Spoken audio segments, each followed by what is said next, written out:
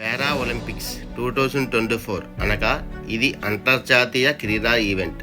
శారీరక వైకల్య లోపాలు ఉన్న క్రీడాకారులు ఈ ఈవెంట్లో పాల్గొంటారు. వీరిని పారా ఒలింపియన్స్ అంటారు.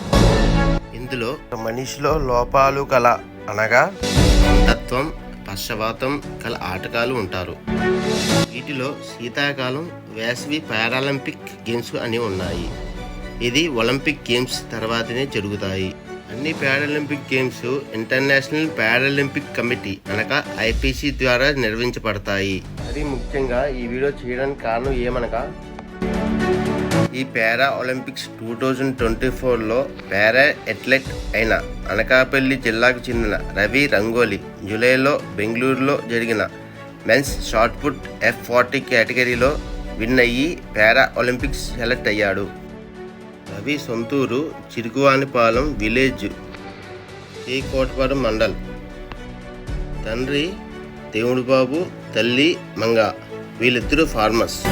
రవి 10th క్లాస్ వరకు రెసిడెన్షియల్ స్కూల్ భీమునిపట్నంలో చదువుకున్నాడు. ఇంటర్మీడియట్ పుణ్యగిరిలో చదువుకున్నాడు.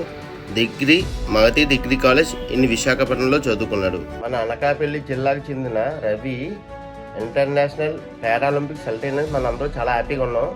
అలాగే అందులో గోల్డ్ మెడల్ కొట్టి మన అనకాపల్లి పేరు ఇంటర్నేషనల్ పారాలింపిక్స్లో నిలిపినందుకు మన అందరికీ రవికి చాలా థ్యాంక్స్ చెప్పాలి. అలా మన అందరూ రవి గోల్డ్ మెడల్ కొట్టాలని ఆశిద్దాం. Thank you all for watching my videos. Please subscribe to my channel.